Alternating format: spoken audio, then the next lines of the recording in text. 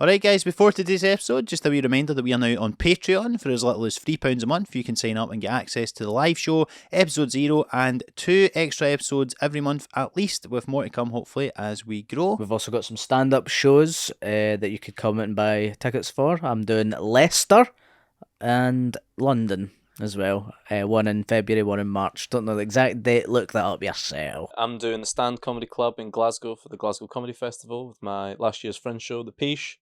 That is on Wednesday the 22nd of March at 9. Please come along. And I am doing the King's Theatre in Glasgow on Friday the 24th of March. Tickets still available for that as well. Hopefully see you all there and enjoy today's episode. Welcome to the Some Laugh Podcast. It could be like, oh, that was some laugh, or there was just some laughs. Well, no promising all laugh. No, there's going to be some. It's some laugh. At least with these guys, they know the show was on at New Year because they were fucking in it.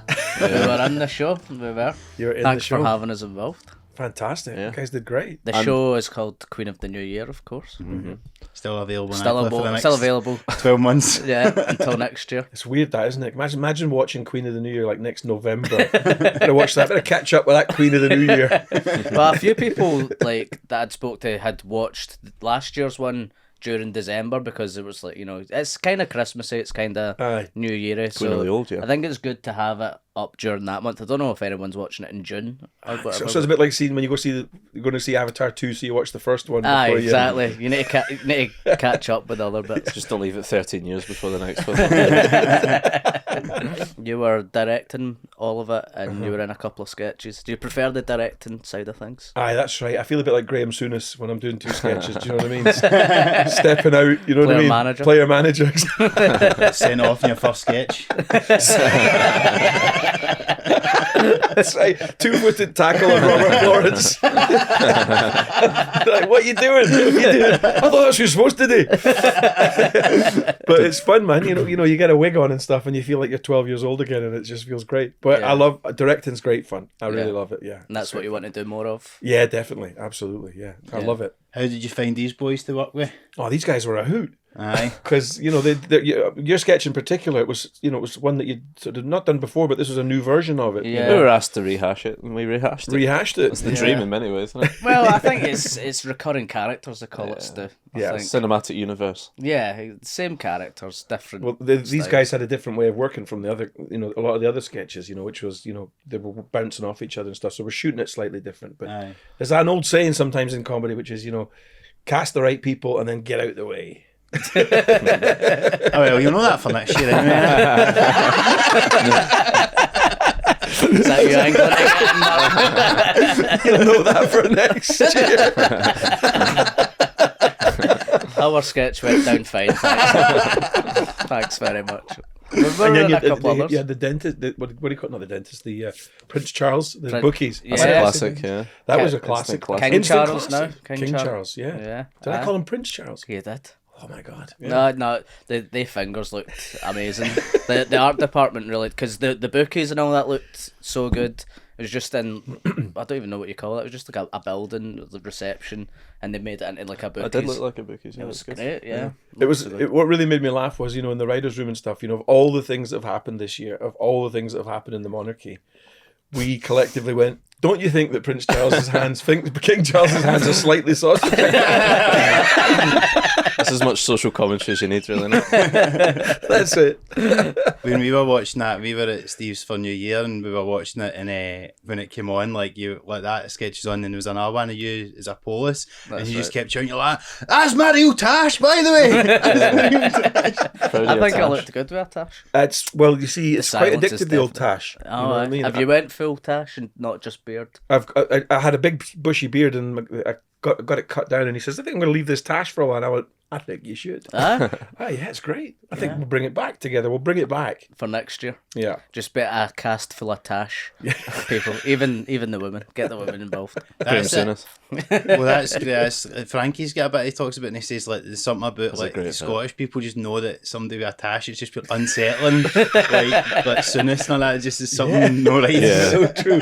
And Begbie, of course. Did you mention Begbie? Oh yeah, Begbie had a tash. Yeah, that's right. So yeah, it is the kind of calling card of the hard man. Isn't it? But Everyone that ever disguise. coached me at football unders had a tash and had an air of menace about them. That was Paul Dock, he's got a tash. Paul we had Dock. him on. Because it's quite a hipster thing, because Paul dresses like a sort of hipster. That's the fashion now. But I think it's quite slightly unsettling, actually. There's no in between. It's either hipster or hard man into it. Yeah. It's not like I couldn't pull it off really. No. I was in the middle. anyone in the middle struggling. I think your tash made you look sweet. Aye. Yeah. Aye.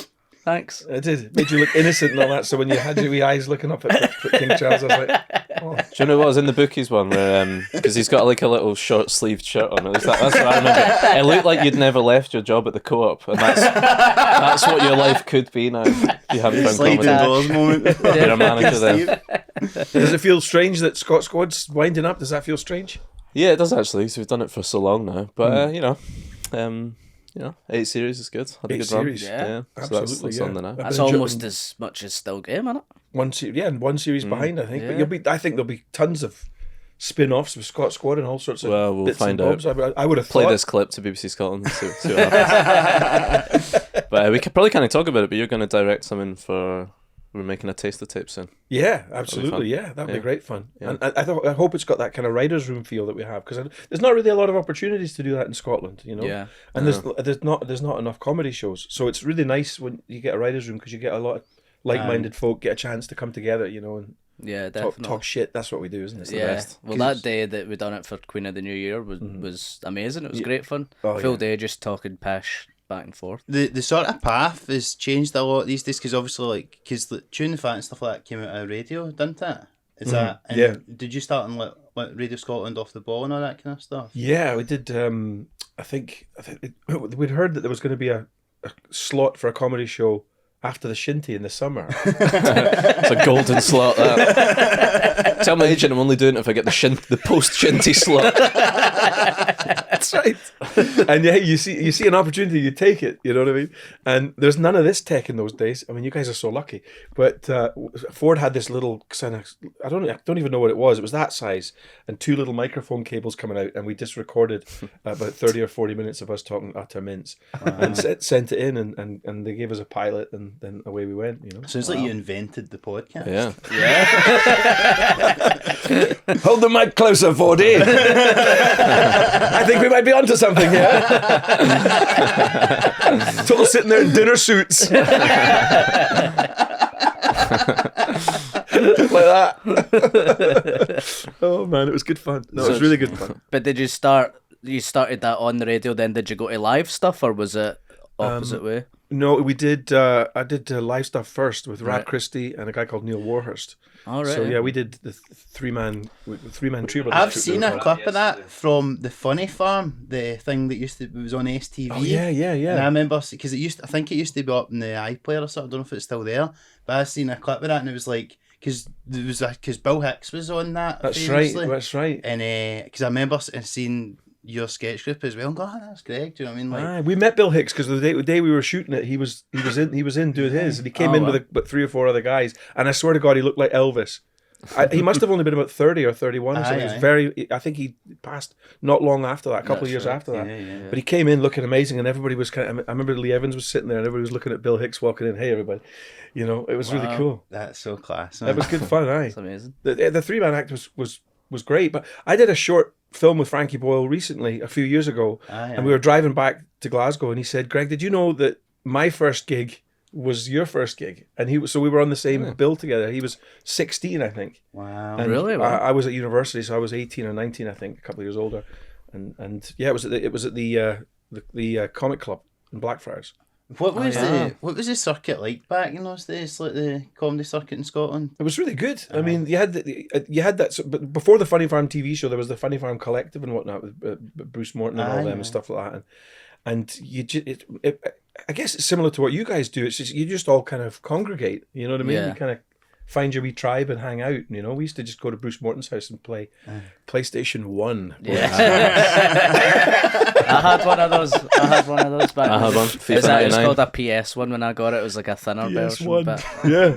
yeah. Used to play the racing games and football. And Gran Bruce used to Turismo. draw up this kind of. We used to have a football game, and he used to do a weekly, like a like a journal, which he used to type up and stuff and give it out to us full of jokes and stuff. All right. That was so funny. Because Bruce was in, he made a cameo in a later series of Still Game, wasn't he? He was like the Grim Reaper kind of figure. He actually played two different characters, and he did a doctor, and then oh, that's right. People complain about that on Twitter. Yeah, because I remember mentioning, I said, I think he might. One day I said, I think Bruce Morton might be the only person that's played two characters, and then there's fucking 20 people going like that. You don't even know your own show, man. All these other people that played. I was like, right, and I was retweeting them, right? Oh yeah, you're right there.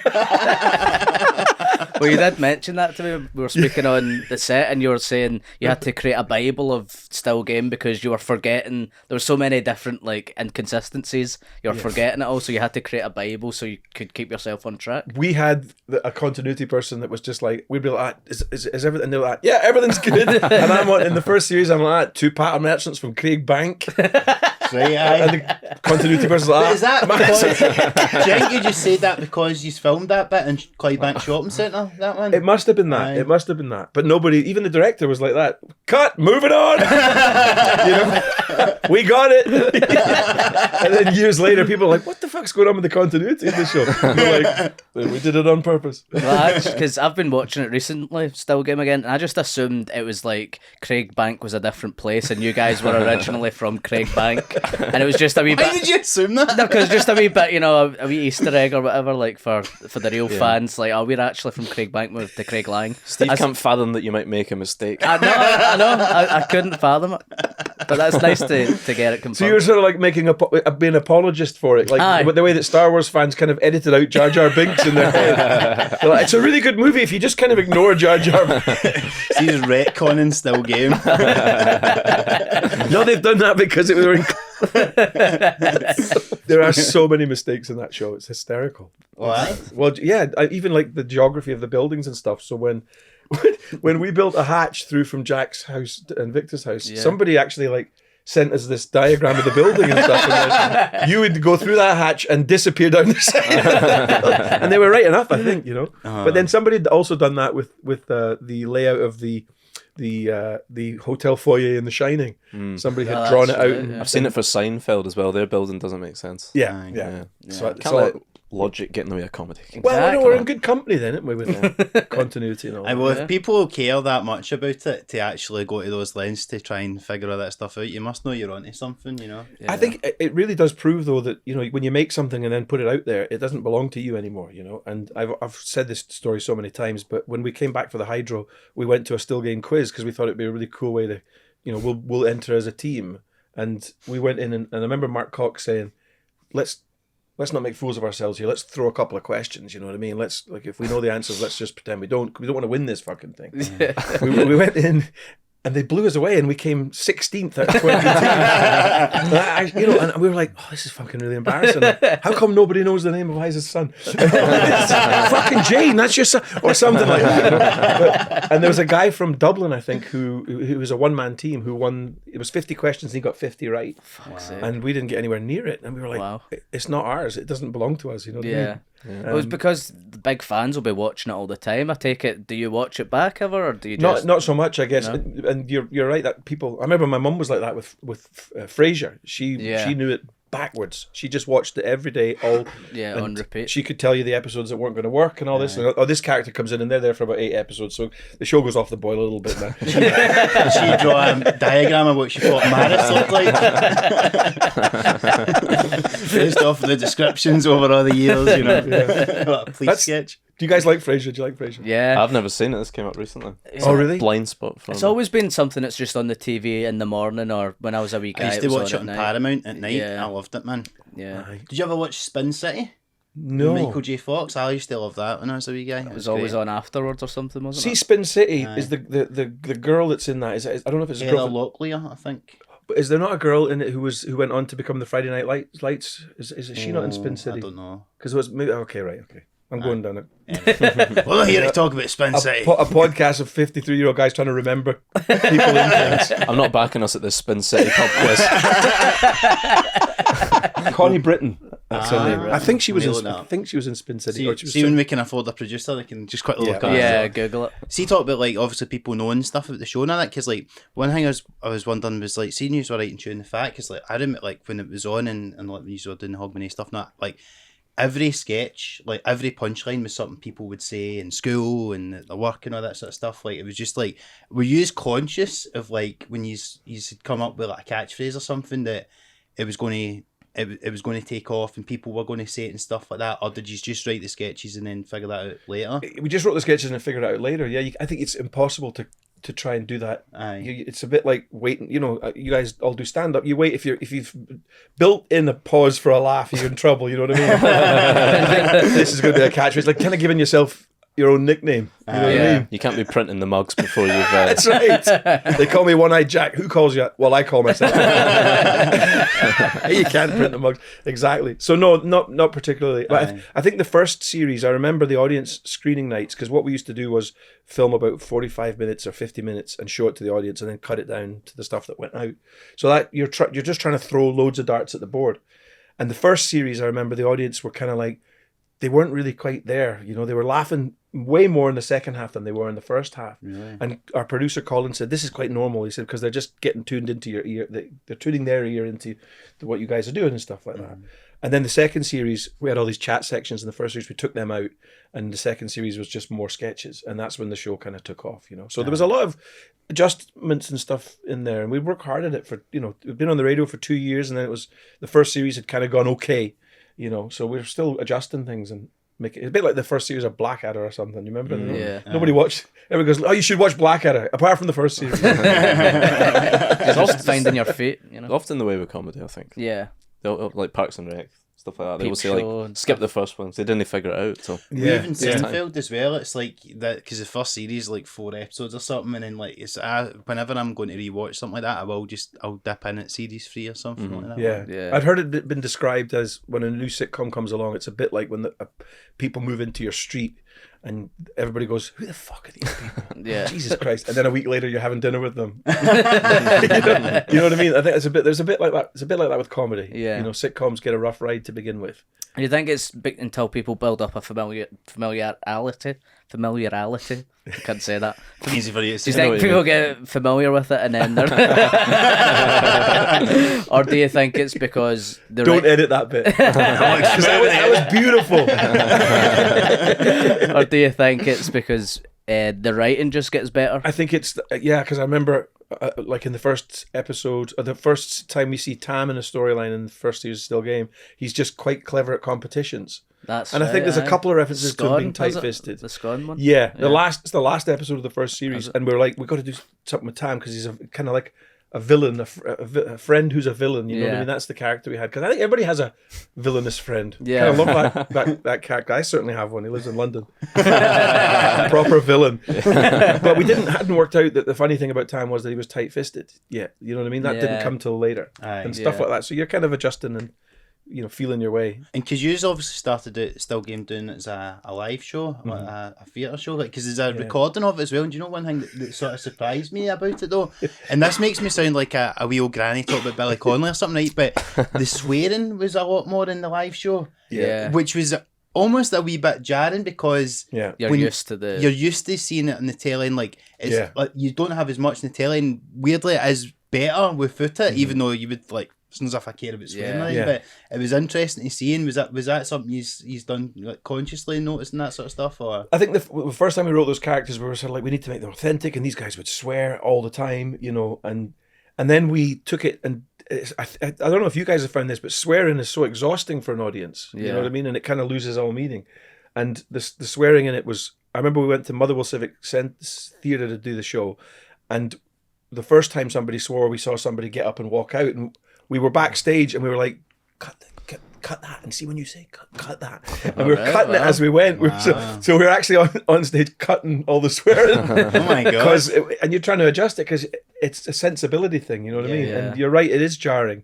And I think you're always getting told when you're writing sketch stuff and all that, just avoid it, because you don't know how it's going to land, and if you only really get one go at it, do you? It's like when Ron Burgundy says, "Go fuck yourself, San Diego." He's not said fuck at any point in the movie up until that point, so it lands beautifully. Yeah, it can be used in a good way. And that's the thing with Still Game is it's used so potently. And it's so funny when it's used because it's, as you say, it's not happening every 2 seconds, and then it's so well, you have to funny, be more creative, I think. You know what I mean, with how they talk to each other. I think, but that is a strange one. I haven't seen the live show for years. Aye. We filmed it at Cottiers because it was part of the. I got like the Series 1 box set, and it was like you got the live DVD and you got the Series 1 DVD, and I think I watched it then, and I was confused. I watched that one first, and I was like, "This isn't how I remember it on the telly." But we also looked so weird as well because we did our own makeup and stuff. That was like basically the Edinburgh Festival red. show. Yeah. So we wrote that and then took it to the Edinburgh Festival. And I remember that was the year that Peter Kay won So You Think You're Funny. All right. And the League of Gentlemen won the Perrier that year. It was 1997, I think. Wow. Not a bad crop.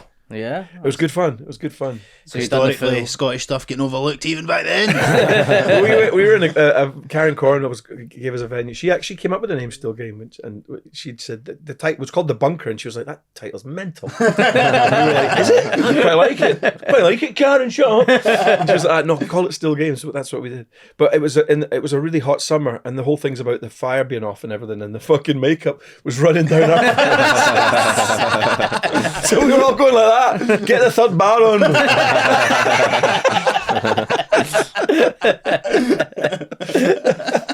It was nuts. So you done the full run of the Fringe? Did 3 weeks. It was great. Peeking out behind the curtain. Oh fuck! I only got 8 in today. Jesus Christ.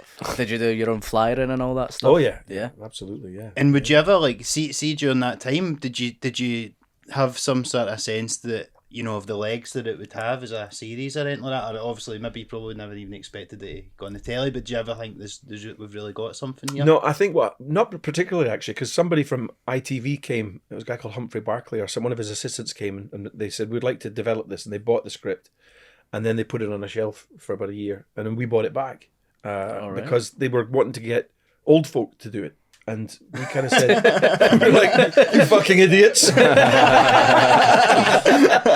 And they were suggesting all these actors and everything. But we were kind of like, I think there's a better energy to it if it's young people dressed up as old people. It's like a metaphor for how to be old. You know what I mean? Be young. Definitely. And so that was kind of, we bought it back and then developed it after Chewin the Fat once we got a bit. So did you do that show before Chewin the Fat was on radio and stuff, or? I think it was. I think was it? I think so. So Still Game came before Chewin the Fat? Yeah, I think so. My memory's a bit cloudy, but I'm pretty sure 97 we just started maybe on the radio. Right. We did the radio for 2 years, and then they commissioned the TV show, and we went back and just picked out all the sketches from the 2 years of radio. Right. Because nobody had really listened to it. So Jack and Victor were in Chewin the Fat as well as characters. Yeah. But they were like Again, singing different, songs though. and stuff. Aye. Different. It sort of developed. It's like when you watch the early series of The Simpsons and they look a bit funny, or Homer doesn't sound quite the same. Do you know what I mean? You catch an old one and you're like, fuck. Oh. Do you know one of my favourite sketches for Chewin the Fat? It was because I had some relatives that moved to Canada and America as well, and see that Will I Come Back and See You? Oh. The two guys come back, it's like Bert and Dunk, they've not been back in 30 years of it. I was like, we've still got our accents and that. I fucking loved that sketch, man. That was good fun to do, because they're basically, I think it was Fergus McCann was around at the time, you know what I mean? And he had that, Yeah. He had that voice and stuff. And I've kind of got it a little bit too. I get fucking slagged for my natural accent all the time. Where the fuck are you saving? Are people surprised when they meet you and they hear? Yeah, they think they got always posh. You say that. You're like, I'm from fucking Montreal. Fucking work really hard at learning your stupid accent. I'm not from Glenannan or somewhere. Were you born in Montreal, or did you? No, I was born in Glasgow. And then you moved there. Then moved there, yeah. What age? I was about 5. I think it was winter of 1975. Right. Just before the Olympics came. The Olympics came to Montreal in 1976. Yeah. And I arrived the summer before. Winter before. And you were did you go? Do you remember? Do you go to any of the Olympic Games or no? I did. And Bruce Jenner won that year. Oh, really? Well, yeah. Caitlyn Jenner. With Bruce back then. Yeah. Yeah. And what else? Who else was there? Nadia Comaneci got the perfect 10, I think, 1976. Well. So I don't remember any of this. Yeah. This just happened when I was there. But it was a bit like it was really hard to get tickets for it, you know. Yeah. But the stadium was. I went to visit it again this year. Actually, they spent $1 billion Canadian in 1970 between 1974 and 1976 to build it, and it basically bankrupted the city. In fact, they only paid it off around about 2016. They finally paid for the Olympic Stadium. And it was a kind of really brutalist, weird, a beautiful, beautiful design, but really of its time. It's really, really strange. Yeah. And it's like a spaceship's landed in the east end of the city. It's worth going to, but it doesn't have any events in it anymore. It's really sad because it's this spectacularly kind of Yeah. So is it ambitious. just like a thing you can visit? You can just go in. I think there's like a market or something in it now. They used Right. to play. They used to play baseball in there. Baseball in Montreal is really weird because the season starts in March, and by then it's like still like 10 below zero.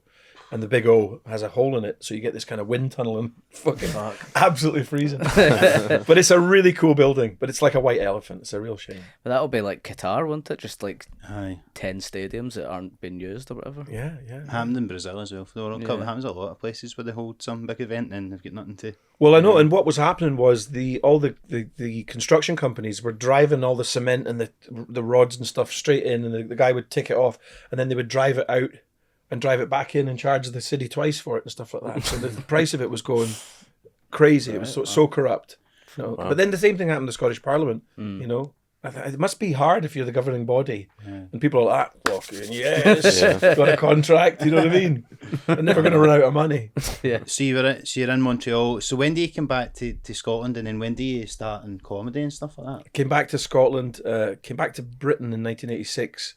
I was at school for 2 years in London, and then I came up to Scotland in '88 to go to Glasgow University. Aye. And then the week that I arrived in Glasgow University was the Seoul Olympics, and me and my dad went to the pub and we watched Ben Johnson win the 100 metres in 9.79, and I was like, fucking yes, Canada. And then 3 days later they were like,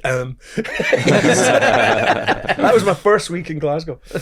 What did you study at Glasgow? I did theatre and film studies at Glasgow University. Do you know, I only remember this the other day, right? But see, when I done English at Glasgow, right? And see, when we were starting, they gave us a sort of tutorial thing, like a lecture, and it was kind of like, here's what you can do with an arts degree, right? And they're like, oh, so with an arts degree, you can go and do this, and you can be a teacher, and blah, blah, blah, blah. And then at one point, and you know, if you're really out there, you know, you can maybe do what Greg Hemphill done, and he put a big picture of you up in the thing. But I always remember thinking, like, hold on, he's the only one that anybody's fucking known the name of. Like, you're talking about as if it's this out there, oh, so wacky. It's like, no, that's the best thing you can do, is to go into comedy and all that stuff. Oh my God. I remember actually all my flatmates were like biochemical engineers and you know, doctors and lawyers and all this. And they're like, what are you doing today, Greg, for your lectures? And I was like, I've got to go and watch Neighbours. Because I'm doing a course on Australian soap opera. And they're like, fuck off, man. I was like, never mind fucking all this nonsense you're doing. It was great. I had a great time at university. And then, so in my first year there was a comedian, Phil Kay, and he went to Edinburgh and won So You Think You're Funny. And then our flatmate Neil came and said, we should enter that next year. And so we started our act and entered it the next year. And that was 1988 or 89. And so, and that was the sketch groups. Yeah, and we'd written a thing called The Quest for Elvis, and we sent it to the BBC, and they bought it, and they were going to make it and stuff. I think they made a pilot of it or something like that. And so we felt that's us. We're writers now. You know what I mean? Pipes and all that. Fucking 19. Because that's you mentioned Elvis. Because I seen your interview on another podcast. Won't mention which. If they're their rivals, then. Like, 100 pounds views an episode. Like, Closed goal. But I seen you mentioned when you'd done stand up. I think maybe just once or twice or whatever. And Once, like you said that you had a routine about Elvis. That's right. Is that what you're talking about? And do you remember it? Like The routine? Aye. It was something about my mother playing Elvis into the womb. And when I came out, I had the umbilical cord and the birth sack over my shoulders like a cape. It wasn't bad, you know what I mean? But I remember I'd written this. So I'm going to do a stand-up routine and wrote 20 minutes. You know what I mean? Fucking idiot. 20 minutes, and then went and did that 20 minutes. You know? Was it like 20 for your first gig? Yeah, and at Blackfriars? No, it was actually for Ed Byrne. Ed Byrne had a gig in the 13th Note, I think it was. I remember. And I didn't know the process, I didn't know that you didn't do that. And it was really fucking like turbulence. And I remember having like getting wee laughs. And then I remember people turning their backs on me and stuff. And I was like, oh no. And I finished with the Elvis routine and that was it. And I said, I'm never doing that again. But honest to God, I say this in all sincerity. To me, it's the most admirable profession because I know how hard it is. You know what I mean? Yeah. I know how hard it is and how hard you have to work. And how fucking white knuckle terrifying it is, you know what I mean? But I mean, sketch is, I would say, just as hard. Like, I guess you've got your pals there to bounce off of, and you can either share the success or the failure together. Does that make it a bit easier than doing stand up? Yeah, I think so. I think the weird thing about sketch writing is you write them and then you perform them, then they edit them, and then you show them. And so you've had this kind of period of incubation where you're kind of like, oh, this is it's all right. And then you have to show it to an audience. And you're like up the back like that. But when we were doing the still game screenings and the Chewin the Fat screenings, Ford and I used to have like £5 notes, and this isn't going to work. And let's have a bet on this. And Colin Gilbert was like, I'm going to take this out. Monday morning, I'll be taking that out. But you're not fucking touching it. It's really funny. And then it'd get a big laugh, and Colin would come up with a £5. And it was great fun, It actually kind of made it bearable. You know what I mean? Kind of basically running a bookies up the back. That's an amazing way to do it because they're like we had a live sketch show we done a couple of years ago and it would be similar things we rehearsing, and it'd be like something like Rosk or something wrote, and I'd always be kind of like half listening and then going, what is this even about? And then and then on the night it would get these big laughs and I'm going, I obviously don't know as much about comedy as I thought, but it's amazing. Like, you just never know until you put it in front of an audience, I guess. But I think when you're younger, like because I was in a 3-man act, you kind of when you died on your arse, you were laughing about it. You genuinely weren't pissed off or upset. You were like, that was hysterical. I remember we did a gig in London and we went down and Neil Warhurst had to pull the mic out the thing and do the first joke, and he pulled it out and disconnected it and spent about 30 seconds fucking about with the mic. And then we did this thing called Spot the Ball. Where it was like, remember the old Spot the Ball pictures? So he would go spot the ball, and then we'd make it look really obvious where the ball was by all standing in a position, and then we'd point over there, and we went spot the ball, and somebody in the audience went spot the fucking exit, and we were like, oh man. And then at the end of the gig, the club owner came up to us and went, "You stole that? I've seen that before, and I think that's taken." And we were like, "We're never going to come to London again. This is horrible." It was like coming out of your wee town and going to the big city, and getting absolutely. But on the way home, we were howling. We were just like, it was just like a you can share hysterical that experience. It's good that you can share that with your pals, but if you're doing that yourself and doing stand up, soul crushing going up the road, you've just died in your arse. Getting the megabus back for London after fucking getting gonged off after 2 minutes at the comedy store.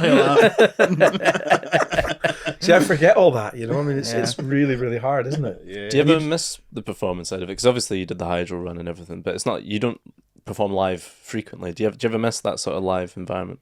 Yeah, I do actually. I think it's that call and response thing that you get. That's what you miss. You miss because it's like fresh fruit compared to canned fruit. You know what I mean? The TV thing is 9 months, so you really do miss that. And when we wrote the Hydro scripts, we had to remember what that felt like, and you couldn't have like 20 seconds without a joke, or you'd go back over the script and say, can we put another joke in here and pack it? So I really do miss it, actually, because it's such a great discipline, you know what I mean? Yeah. And it's just such good fun. I think as well because you get that instant response, so you're fine-tuning and changing things, you know what I mean? See when you started doing the Hydro shows, because obviously you've done a lot of rehearsals and stuff for it, but did you do any kind of practice like shows to like smaller audiences or stuff? Because that seems daunting to like do the first time you'd done it live was in front of the Hydro. When we did Chewin the Fat, at the Kings, and we'd done it before at the Citizens, which was to a smaller audience, and we didn't have that luxury with the Hydro. And I think probably because of social media and stuff like that, you're like, you can't really you've just got to take it out there. And that was the first nights of those shows were always nerve-wracking. The very first one in 2014, which was the day after the referendum, I don't remember 2 seconds of it. Really? Yeah. Wow. I don't remember any of it. I remember just like looking out and just plow through it. But your costume, this is the other thing about stand-up, it's you. I know that some people perform characters and stuff like that, and even stand-ups it's an element of a character. I know that. Yeah. But when you're in your mustache and your hat and it's like a suit of armor. Yeah. And they're not there to see you, they're there to see the character. Yeah. So that gives you a little bit of confidence, But we stumbled through those first few shows. So just like, let's get through this. It was like PTSD by the end. Would you ever love to do that again? Was that a highlight, or was it like Oh, I'd love to do it again. Yeah. Yeah. Steve's angling for an exclusive here. We can. Well, just, if you're doing Queen of the New Year live or whatever, just He's looking for anyone who looks good with a moustache. I could play an old guy. I think. You'd be a good young Victor with the mustache, actually. Aye, we should do a spin-off. Victor in his younger years before his growth Young spurt. Sheldon. Yeah. We get asked that a lot, would you do them young and everything? But the answer is that you wouldn't, because they were funny because of the age that they were. I think the Only Fools and Horses did a young one, didn't they? That's right. Yeah. And you've done that Hogmanay one, but it was back in the 70s. That was like really like as a one-off thing. That's That's great. Yeah. And there was context there as well, because they were stuck in the lift in the present day. So you saw them. To do a young version of them, I don't think people would be interested in that. Aye. I really don't. I think you'd be surprised, though. I think people would. I think it'd be a big seller. Don't give up on it. Yeah, Don't give up on it. no. Part of the charm, though, obviously, was that you were younger guys playing older guys. That's part of the sort of fun of it, isn't it? I think, and there's a relationship between grandkids and pensioners, their grandparents. The parents are the authority, and the grandparents are the kind of, they kind of messing about. And you ever had that with your grandparents, where your dad will kick off or something like that, and your granddad catches your eye and goes like that? It's fucking magic, isn't it? Yeah. You're like, fucking... Getting overruled.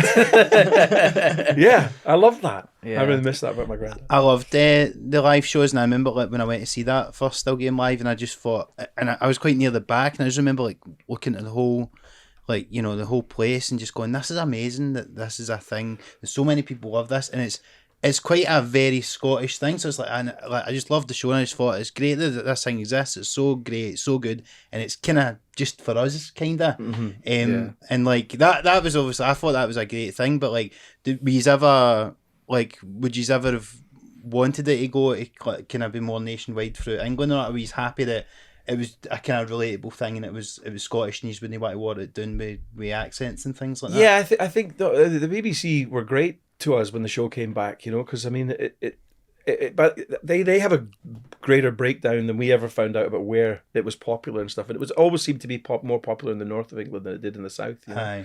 And who knows why that is and stuff. But I think you can't put a light on for all that stuff. You know what I mean? It's you couldn't have hoped for a greater response to something than we got with that. You know Absolutely. what I mean? Yeah. And the weird thing now with Netflix and stuff is that you can pick up pockets of people that are prepared to sit and watch something that they maybe don't understand at the beginning, but then they kind of tune into it. Yeah. You're picking up new audiences all the time.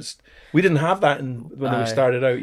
Nowadays, it's really popular for people to watch things with subtitles or captions or stuff like that, and so you're probably breaking boundaries now by that. You can get an American audience or whatever, and they can understand the accents now because of they're reading it now. Yeah, you're like a French art house film now in certain parts of the world. I mean, people do love it all over. I remember being in Dublin a few years ago, and I was speaking to this Canadian girl, and she's like, "Oh, you're Scottish? I love Still." I was like, "Still Game" was like her number one reference, above everything. It's crazy. But it's really cool. Like if you went to the BBC with an idea for a horror show, they'd be like, "We can't do that because it's a minority audience." But if you can go to Netflix or something with something that's for a small, then you can pick up all the people in the different countries that like that. So there's a little bit of that. If maybe because we get letters from people in Israel and also Argentina and stuff like that. So maybe they've got Scottish heritage or whatever, and they just want to check it out. Yeah. But I kind of like that idea because I know a lot of people would sit and go, like when I first watched The Wire, I was like, I don't know what they're talking about. Yeah. And then you tune in, or even Sopranos, you're tuning into a New Jersey accent. Yeah. I think we gave ourselves such a hard time about the accent in Scotland, and I think it's a power move, man. Yeah. People saying they don't understand it. Definitely. Fucking power move. I'll tell you why it's a power move. Because I watched Great Escape over Christmas, right? And Angus Lenny's talking to Steve McQueen, and Steve McQueen says, "Where are you from?" And he goes, I'm a jockey from Scotland. I used to ride the races at Musselburgh and all this. And Steve McQueen doesn't go, "I can't understand a fucking word you're saying." He didn't say that. He talked to him. Yeah.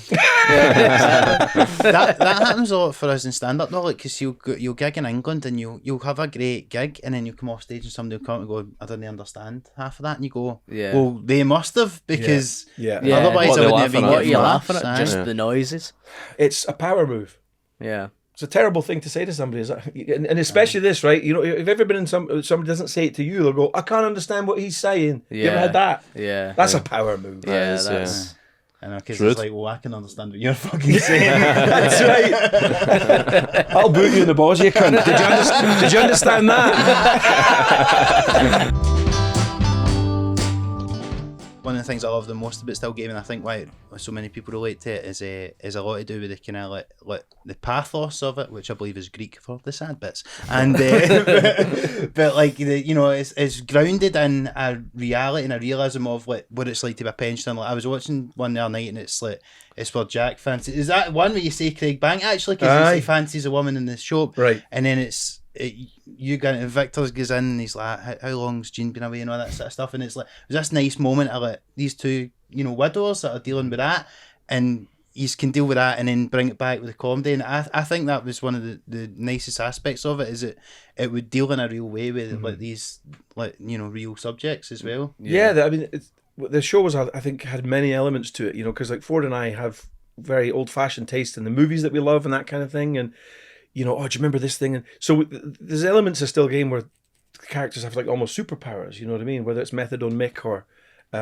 Shug the Lug, he can hear things through the door. We kind of love that, but we also like, talking about loneliness and, the social issues and stuff like heating your house and all that kind of stuff, that's important, so it's kind of nice to be able to change gears, I think, in a show like that, It's really difficult to do. To have the tone that can, change like that, and I think it's one of the few examples of something that nails it. And there's just such a warmth to it. Like I can't even explain it, but like when I was watching it growing up, I just remember thinking like you feel safe in the show. It's like there's like even though they're kind of horrible to each other a lot of the time, and it's everyone's slagging each other, and that there's a real warmth at the heart of it. I think. I mean, my favorite show growing up was Cheers. And I watched it again recently. I watched it from start to finish, and it was really actually quite emotional. I was like, I've spent so much time in that bar, and I watched it when I was 14. It used to come on a Thursday night, so you had four shows on a Thursday night. Thursday night was the great comedy night, and this is obviously before the internet and everything. Everybody just talked about it on the Friday. You had the Cosby Show at 8:00. Skim over that. Whatever happened to that show? 8:30 was Family Ties. 9:00 was Cheers, and 9:30 was a show called Night Court, and you would watch all four of those shows. And Cheers, if you watch the first couple of series of Cheers, they deal with Sam's alcoholism and stuff like that. But those cold openings and stuff that they, the first jokes that they did about Norm and everything, and nowadays I think commissioners get it slightly wrong because they're like, we want to aim this show at 14 to 18-year-olds, and I'm like, well, when I was 14, I was watching a show set in a bar in Boston. I wouldn't be able to go in a bar. We were watching a bunch of fucking pensioners. You know what I mean? Yeah. So it's kind of weird what you gravitate towards, Did you see it in Cheers that you thought, oh, we actually used that for, like the Klansman or something like that? I don't think there's an episode where Fraser comes in and says to Ted Danson, 2 pints. You can probably buy a t-shirt with that on and something. I just think Cheers was one of the greatest shows, and I think it was because of what you said, Stu. It's the warmth. They had such warmth. You know what I mean? I've never watched Cheers, but apparently I've watched the pilot, and apparently it's like meant to be the best pilot of any sort of sitcom ever. Because it's just for the structure and stuff like that. You've never watched Cheers, and you've never watched Frasier. I've seen bits of Cheers. So this is like Frasier. So this is like See No Evil, Hear No Evil. Richard Pryor and Gene Wilder. Together, you've got the whole canon, but separately, they're hopeless. That's kind of the dynamic. That is the dynamic. Don't ever watch the other ones. You'll stay in your lane, man. You're the Cheers guy. I'm the Frasier guy. That's so cool. Yeah, didn't even pick up on that actually. But you don't need to, because I loved Frasier growing up, but I obviously didn't know it was a spin-off. So you don't, because I guess they just set everything up again, and it's him and he's a different life. So, but you don't really need to see that part of it to get that. Do you know what I mean? No. It's almost like starting from scratch. But I think all the characters from Cheers show up in Frasier at some point, don't they? Do they? Diane and all these people. Ted Danson's here in it. I don't know. Maybe I think he must appear at some point. But it's just coming back as well, isn't it? Frasier's just coming back as well. Is it? Aye, and he's kind of doing a third incarnation of the character. So he lives in a different city, I think. I'll start with that one. Yeah. He's starting to let him know how it is. An alt-right sort of Jordan Peterson kind of podcast and radicalising the youth. I don't think it gets better than Cheers, actually. Yeah. And I read a story that Cheers was the first show to put up Cheers is filmed before a live studio audience because the laughter was so loud on the laughter track that people were complaining about it. And so they put up this disclaimer saying, this is how they laughed. Did people think it was fake because it was that? I think they thought it was too intrusive or too loud or fake or I don't know what they thought, but they felt the need to put that. I think that's true. I'd certainly read that somewhere. Yeah, that's one of my comedy bugbears is people don't especially people commenting on YouTube don't understand what canned laughter is and what live laughter is. They don't think pisses that me it's off. real. Just any laughter, basically, is canned laughter, exactly, according to them, basically.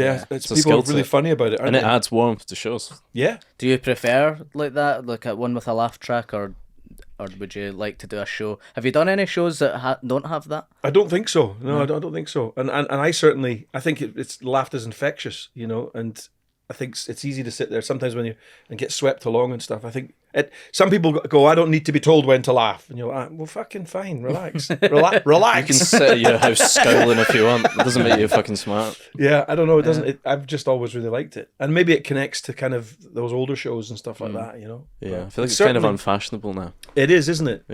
Yeah, it really is. There's still a place for it though. Yeah, you know. No, definitely. We're also contemplating that. Let's get the pipes out. Sorry, I'll put some canned laughter on that. That would be perfect, that moment with laughter. Some laugh is filmed in front of a live studio audience.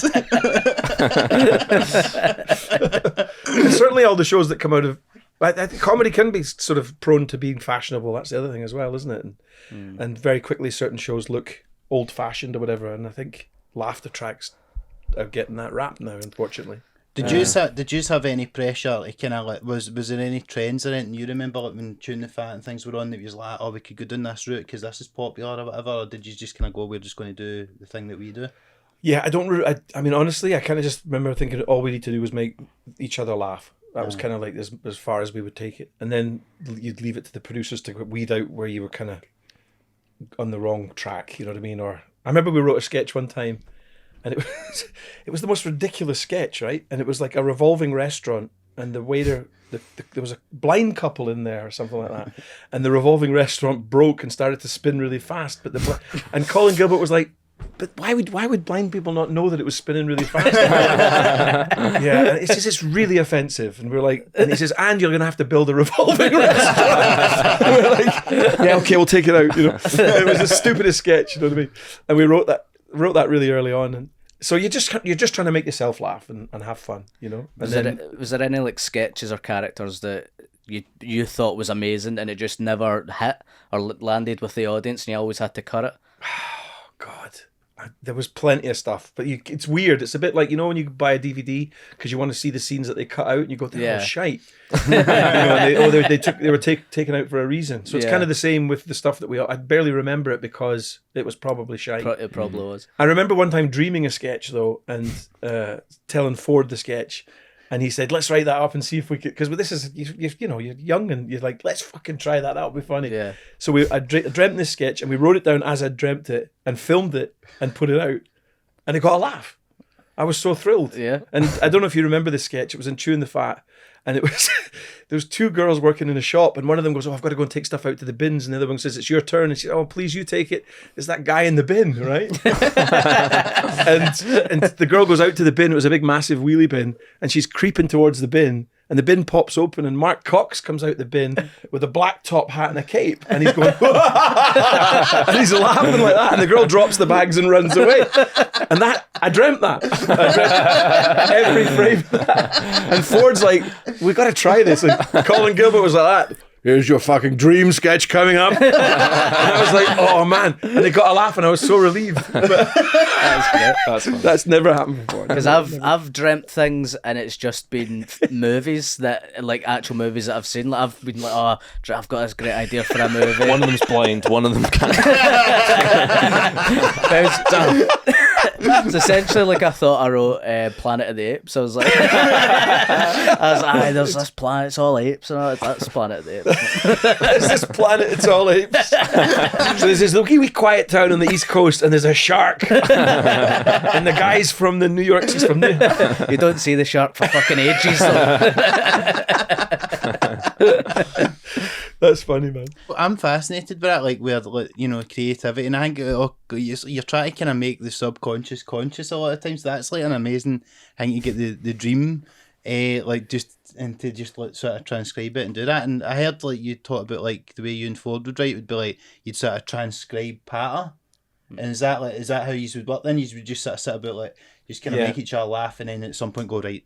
Yeah, we used to talk in the characters, and then you would go and transcribe what you just said. It was kind of weird sometimes. Sometimes you felt as if you were just kind of a stenographer. So the two of us would be talking away, and then we'd run through to try and get the majority of it down. You know what I mean? But how do you fit that in with like structure of an episode? Do you have the idea of you'd structure it first, and I think like you would get a document that would have basically a breakdown of every scene and the 2 storylines or the 3 storylines or whatever it was. Get as much of that on paper as you can. It was always terrifying to start writing before you had the ending of an episode. You know what I mean? You always got into trouble then if you did that. Whereas if you had so I guess it's like a joke in that sense. You try to build the punchline. How's it going to end, and then build back so how you arrive backwards. at that. Yeah. You know what I mean?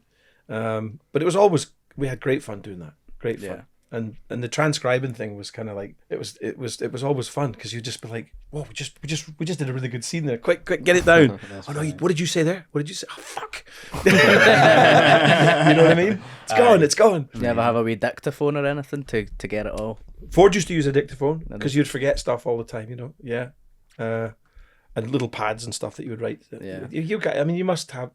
How many things have you? This is Steve literally trying to get advice because we're doing this. As soon as we finish recording today, we need to go and do the same thing. Yeah, but that's what we've been kind of doing, that like patter and then you write it down afterwards. That's kind of the way we've been doing it. Right. 'Cause I guess if you're working with someone else, I don't really know how else you would do it. Mm-hmm. It'd be quite difficult to do it another way, I suppose. Wouldn't it? Yeah, because you sort of get on it, don't you? And then you're talking and stuff. Then you go back. Whereas if you just actually did it line by line while you were writing, it wouldn't. You end up saying things like, "Well, obviously it can't be this," and then you say like the most harsh thing that you could ever you would never make the telly. Yeah, and you got to walk it back. But I think as well, working with somebody else, I've always really liked it because I'm writing by myself at the minute and a few things, and I'm loving that too. But I've always collaborated, and it always feels like the first draft is like a third draft. Because you've gone through a kind of quite a rigorous process of trying to make the other person laugh, and I'm not sure about that, and so by the time it gets to the first draft, it feels as if it's already been kind of road tested a little bit. Yeah, that's a good point. I know, because I find it hard, and I always try and kind of like with stand up and stuff. I always try and kind of make be quite methodical with it and really know my lines. But I always find it dead valuable if we ever meet up and we'll just run it by each other, and then it feels like you're saying it feels like I've almost kind of tested it out at a gig, just telling it to one of you guys. Because you tart it up when if I've got a note in my notes folder, if I'm like reading it to Mark in a cafe or something, I know it's going to die on its arse, so you need to add a little bit of zizzle zazzle to it or something. Razzmatazz. Yeah. And so do you laugh out loud when you're sharing bits with each other, or is it a case of depends if it's good or not? That's quite funny. If it's really good, you're like, you prick. That's the reaction That's when you want. know. Yeah. I wish I thought of that. I thought of that. That's a good one. I love that kind of thing because it would almost feel unnatural to go sit there like an audience member, wouldn't it? Because I remember we used to drop sketches into Neil Clark, and you'd have a sketch of me and Rab would write a sketch of a batch of 50, and he would go through them like that, and he'd go, not funny, not funny, very funny, quite funny, it needs a rewrite. But the face was always the same, and we'd be sitting there going, wow, it was so business-like about it. You know what I mean? Yeah. Never once did he go, I gotta get somebody in to see this. Not once. It was just like. But did they laugh when they seen it when it was actually filmed? Yeah, it was. Yeah, it was just a kind of process. Just reading it. Yeah. I suppose it'd probably have been with Chewin the Fat first, but like, was there a moment when you sort of realised, like, obviously talking about like the catchphrases and stuff like that, was there a moment when you sort of realised that this is really caught on here? Like, people are starting to say "fucking gonna no do that" or whatever to me in the street and all that stuff. Like, was there a moment like that? There was I think they used to give you what they were called the overnights. I think it was back then. I think they still have overnights, and they'd tell you how many people were watching. So the second series, once we'd taken out all these weird chat sequences, and the second series was just a out and out sketch show, the viewing figures went from something like 21% up to about 65% or 60%, and each week it just went up and up and up, and we were like, what the hell's going on here? This is nuts. And I think it was largely to do with kids and stuff, and talking about it the next day. I guess it was, it really was. It felt pre-internet. I mean, did everybody have the internet in 1999? I feel like it's pre-internet for me. Yeah. I got it, but I think I got a computer about 2004.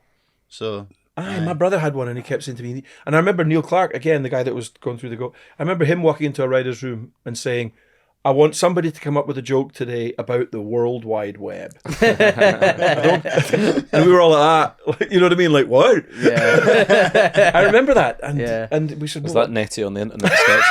That's the one. yeah, pretty much. It's all about her. We love writing that sketch. You couldn't come up with it because you're like, but what is it? And he's like, it's all computers all linked up. And it's like, but fast forward 10 years and it's like everything's changed. So I think we had a computer but we didn't have the internet or something like that. I had one of them when just I for was, solitaire. Yeah, I had it for I played Small Soldiers, a wee game on it or whatever, but I never, you weren't online. I suppose that the internet's fantastic for comedy in that you get a chance to. It's now like the new radio. We would try stuff out on radio, and you guys can try stuff out on on the internet and stuff, and grow it hugely on the internet. Without any editing, without anybody tapping your shoulder. But the downside to that, I suppose, is that the collective experience is kind of diluted a little bit. That we had when everybody was watching it that night. Yeah. Well, that's even just a thing. Like just now, BBC will just dump the whole series on iPlayer when they've put the first episode up. Instead, we were talking about that the other day. Instead of doing week to week, letting the episodes go out. And there's something nice about that everybody's watching it and everyone can talk about it the next day or whatever. Because then when it's like Line of Duty or something like that, where people do watch it together, it's got a buzz about it. They're the kind of exception to the rule, aren't they, with these water cooler moment type of things, because that like Chewin the Fat still game used to be that, and then it's just hard now to have a similar experience just because of the way people consume. Even between two people that love a show. What episode are you on? I'm on 6. Oh, I can't talk to you then. I'm on 8. Yeah. Right. Well, let's have a conversation about it now. Yeah. But we all do that. Yeah. You know what I mean?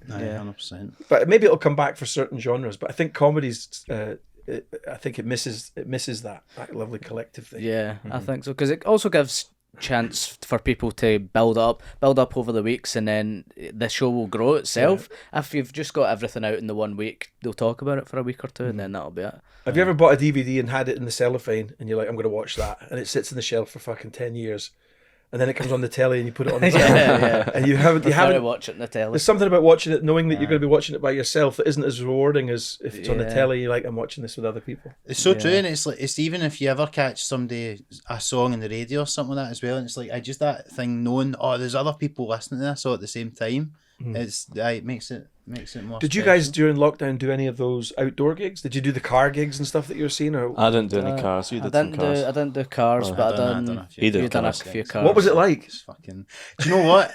See, the first one I done, it was brilliant. Yeah. Because it was actually this big, like they'd got this big sort of stage over for America. It's Parking Lot Social, it was called, and it was cracking. And when I done it, I was on last, and so by the time I got on, it was kind of middle of summer, it just got dark, and so I came out, and all you could really see was headlights, which weirdly looked kind of similar to when you look out at like the stand or something, you see candles, and then they were beating the horn to get a laugh, which sounds weird as fuck, and it was, but you were still getting some kind of response at the end, so you could still kind of time it. Now you're saying earlier on about like, don't leave a pause for a thing, like you were still getting something, so it didn't feel weird. Whereas they eventually did say to people at one point, you can't beep your horns because of the noise. Oh, right. So then you were just flash your lights. They would flash the lights, and again, any sort of reaction you can still kind of time it, but it just felt a bit more weird. But it was actually right. But once I'd done it once, I'd done another couple of them and another few wee ones, and it was like the novelty was kind of cool the first time, and then it was like I'm just shouting at people in a car park basically. Bet you killed for canned laughter then. Oh, 100%. I beam fucking should have that. Coming out the speakers as well. But comedy, it's an indoor thing, isn't it? And it is collective. That's the kind of beauty. I done a few Zoom gigs which weren't that fun, because even if you get the same response, like a response of laughter, but it's like 2-second delay or whatever, so it's the timing is off. I done a corporate Zoom gig, and none of the people had their cameras or mics on, so it's just I was just staring into a black void, which is good saying and bad. jokes, which was horrible. It's like Schrodinger's cat, because you don't know if you're fucking dying. I could have had the best gig of my life or the worst gig of my life. We're back to see no hearing, see no going. Which I actually lost my virginity to that film. Well, you're more at a story, sign up to the Patreon. Steve told them live show. Yeah. Fantastic. So it was because the film was shit, so you went and... No, it was the closest thing to the DVD player I stuck it in. Do you think that's something people do? They purposely stick on a shit film to get bored enough that guess this guy's better than this fucking shit. Well, that's like the Netflix and chill thing, isn't it? It's like we'll put on something shite so you don't get distracted by it. You don't want to put on The Wire when you're or whatever, you have to focus on it, you know. See, speaking of that, by the way, right, I don't know if you know this, but this is a common thing within certainly like Glasgow, like dating apps and stuff, right? As people will sometimes have in like their description something like, "Oh, do you like the PlayStation? I like the PlayStation," right? And then see if you like people are getting laid off your partner. How does that feel? How does that make you feel? You see, there's a lassie that had that in her description, and I just went, "Oh, you heard of that new rapper music? I heard it and I like it," and that was enough to start the conversation. And so I've got to thank you, Greg. You're welcome. I'm not above doing my own pattern. Aye, we've got we've got above look it. at the mat. We've Yeah, got the yeah, Welcome mat. Beautiful, man. Aye, we've had that since the start. That wasn't Yeah. just bought specifically for you. Fantastic, man. We we nod to the. It must be weird with the amount of catchphrases from Chewin the Fat and Still Game. Like if I walk through town, I'm not seeing a T-shirt with one of your phrases on it. Do you know what I mean? It must be really weird for you. Like they've all entered the public consciousness, kind of thing. It is, I guess. It's weird and it's kind of lovely as well, you know. And I was talking about this on that other show, but when because you know you go abroad and you're cutting about, and then you'll see somebody going like that to you, hey, right? And it's fucking Scottish, and it's like this wee club, you know what I mean? And it's kind of cool. That's and brilliant. I used to wear these movie T-shirts with movie quotes on them and stuff, and obscure movie quotes, and it was the same thing. Because people would just not even acknowledge a T-shirt, and then somebody's face would light up. Yeah, because they would see it. You know what I mean? but it's kind of got popular. Like you'd get in Top Man Metallica T-shirts, or whatever, and people would buy them, and they don't know. They've never listened to The Ramones or Metallica. whatever. Love the idea of someone with a 2 pints prick T-shirt they've never seen Still Game. I know what I'm getting you guys for Christmas next year. Frasier and Cheers T-shirts, and you're gonna have to wear them for a week. Run the gauntlet. Who's your favourite character? Frasier.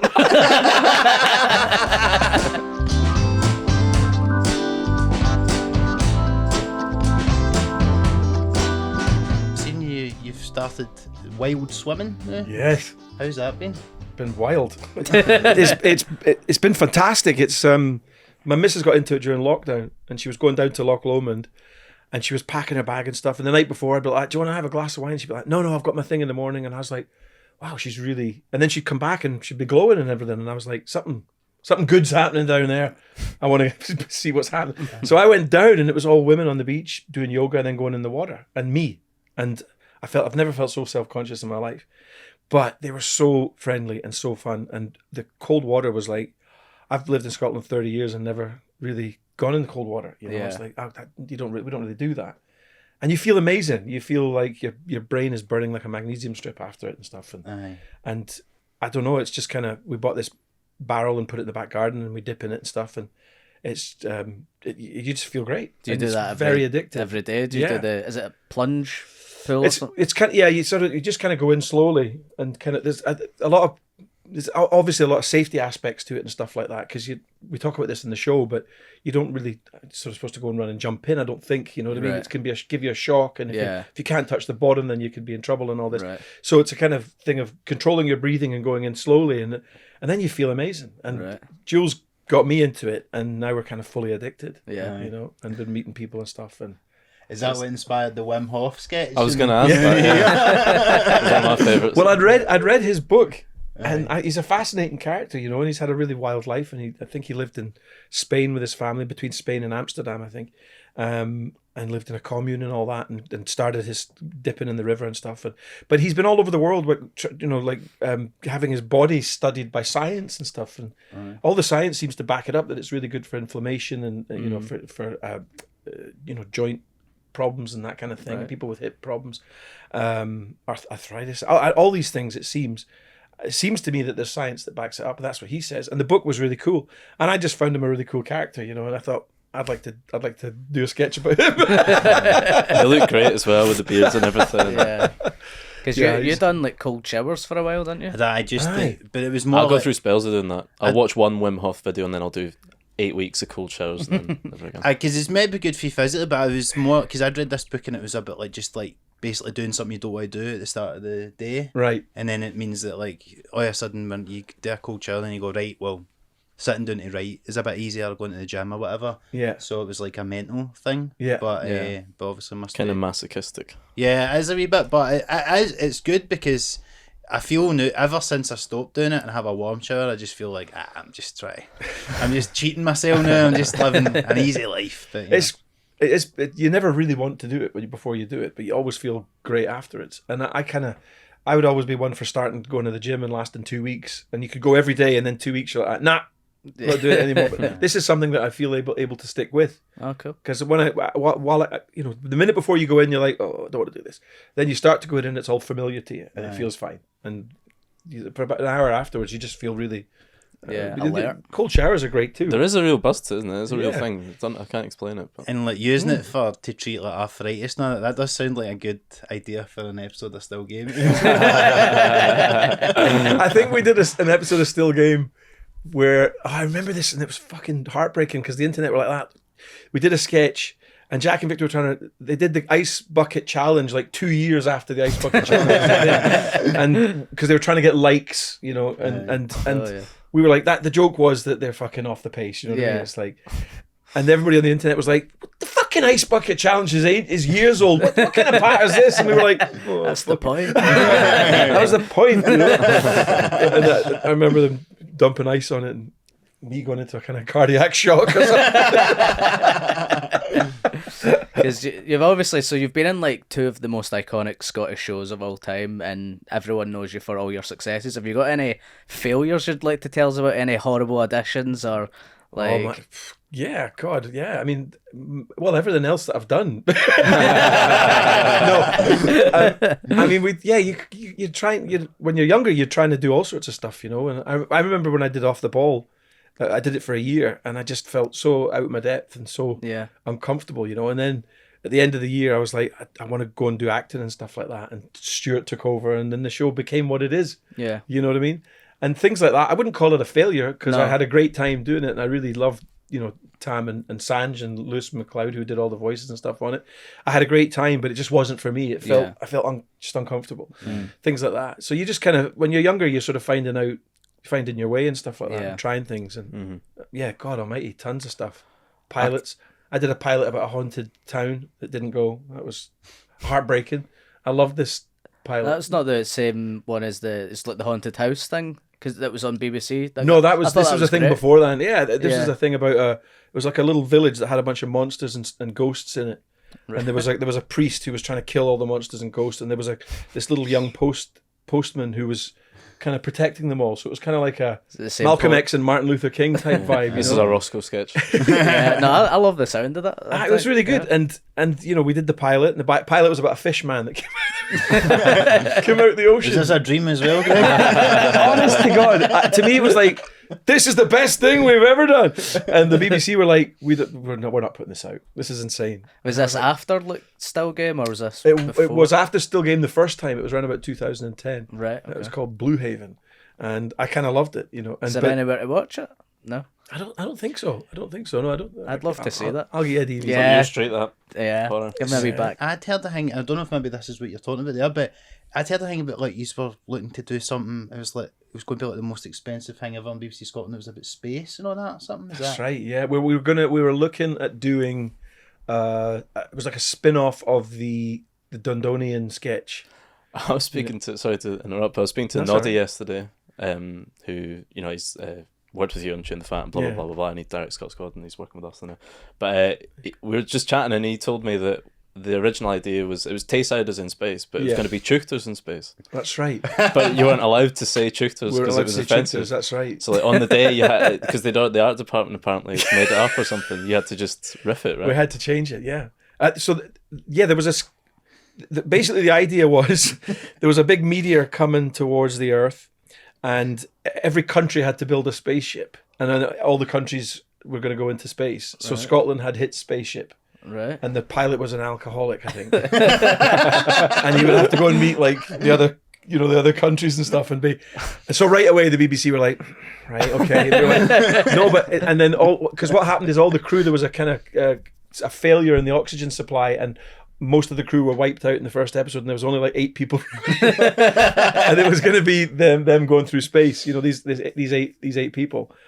But I don't know how expensive it would have been, but it was. I think it got commissioned, but no, it never happened. We never got around to it. But that sounds like it'd be great. That would as have well. been class. Yeah, it would have been fun to have a Scottish Sci-Fi thing, because that sketch was great fun. That was, That was a classic. Yeah. Getting to play a captain of a thing, and all the doors, and our props guys were moving the doors and all this, like literally manualing the doors, and then this is so fun. This is how they must have done. This is how Gene Roddenberry must have done it. I would say BBC Scotland a few bob.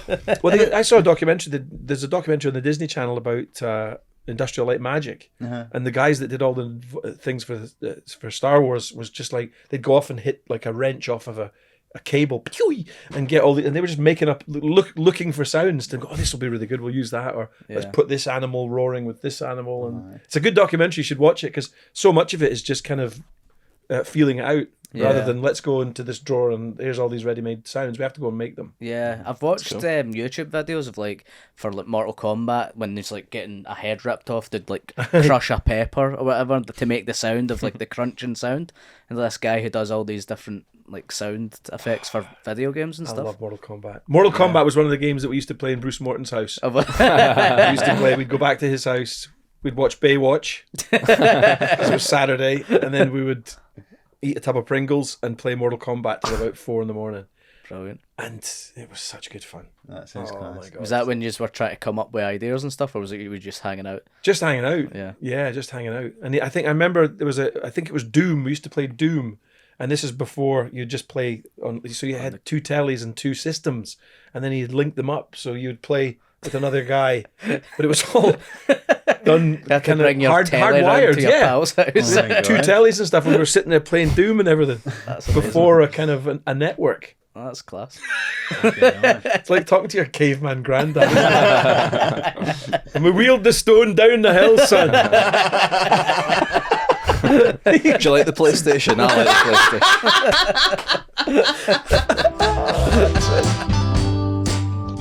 The thing is, it seems so recent. That's the other thing as well. It seems so recent, us sitting around his house.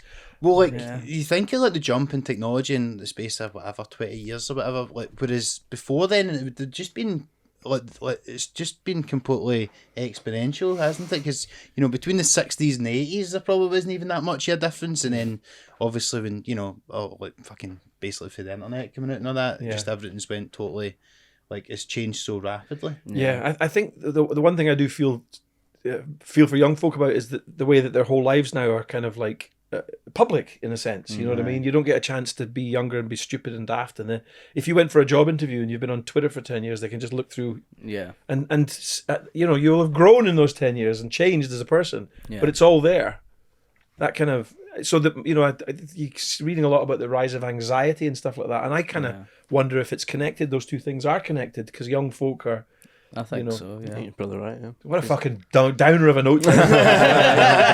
Everybody's anxious and the internet sucks. Well, thanks for coming. Thanks for coming.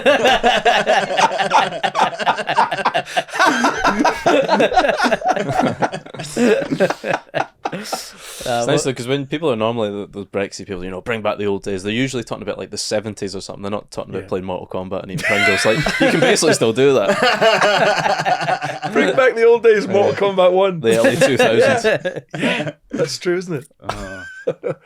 Yeah, I love when people do those posts. They do those things that, like, you'll say, "Oh, we're now as far." Jurassic Park, for example, is 30 years old now. Yeah. Right. So if you went from 1992, you'd go back to Psycho. I think Psycho was 1960, so 32 years. But that's the same jump from now to Jurassic Park as Jurassic Park to black and white. That's amazing, yeah. Do you think would you ever do still game just actually as old guys? The problem is we're going to be fat, because everybody gets fat, don't they?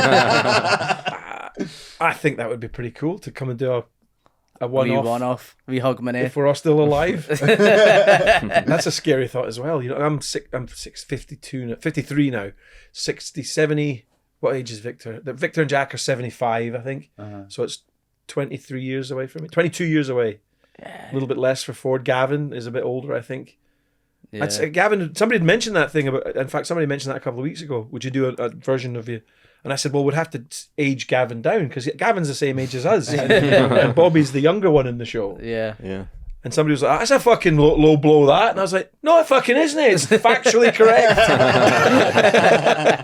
And then Shug might not even. He's quite old, is he not, Shug? Or Paul Young is getting on. Oh man, I'll tell you a great story about Paul Young. yeah.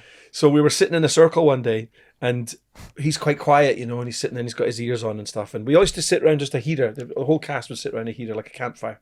And somebody said, who's the most famous person you met? And all this. And so we were all kind of competing to who's the most famous person you'd met, you know. And Who is yours? oh God, Sorry. probably Bill Hicks. Oh, aye. Probably Good Bill shit, Hicks. good shit. Probably. And Ford was winning because he'd worked with Martin Scorsese, you know, and Wow. somebody else. And Paul Riley had worked with Robin Williams. So it was a really good competition, you know. Wow. And then Paul Young said, I took Bette Davis shopping on the Isle of Mull once. And we were like, you fucking win. Well, why? He did a film with her when he was Alright. when he was a kid. Right. I think he might have been a teenager, or maybe even because he's a child actor. Yeah, that's right. And he'd worked with Bette Davis, and she wanted to go shopping, and they'd done a film in Mull, and Paul took her. Amazing. I was like, that's the coolest story ever. That's amazing, isn't it? How did Ford work with Scorsese? He did a film with him called Gangs of New York. Oh, was Ford in that? Yeah. Oh, Have you seen wow. Yeah. it? He's in it. DiCaprio? There's a scene where there's a riot, and there's two firemen. There's Jim Broadbent and Ford arguing for who's going to put out the fire, because I think in those days, in the 18 whenever it was, there was private fire brigades. So there's a big fire, and they're saying this is my jurisdiction. Ford's in the Wow. yeah. He did a big massive crowd scene. I don't know how he did that and not turn into Ronald Villiers. You know what I mean? Like, I'm not going to say anything more about that because you can get him on and tell him. Yeah. And let him tell that story. Definitely. It's a very funny story. Amazing. But before you go, we just want to mention your whiskey as well, that you've now. Oh, yeah, brought out yeah. a whiskey and a gin. Doing whiskey and gin, yeah. I've actually been drinking out of these mugs the whole time. It's been beautiful. Next time I'll come back, I'll bring some. Can we do a drunk one? Would that be? Yeah. Would that be 100%. suicidal? No. Get you the live show. Live show. How are they going? Where did you do them? We've just done the stand in Glasgow. We've Brilliant. only done one so far, but next time we'll Was get that the one we were talking about wanking and you said White Christmas? Yes. What a line. Great, no. great What line. a line. Thank you. You don't get that in Not one Cheers. I'm that do you? proud of, but cheers. No wonder that. That's not why I got into show business, but I've tasted the whiskey. I was sent a bottle. It's lovely. I don't drink whiskey, but I was surprised when I was drinking it. I was like, I actually could drink this. It's nice. Well, I think maybe what age are you? 31.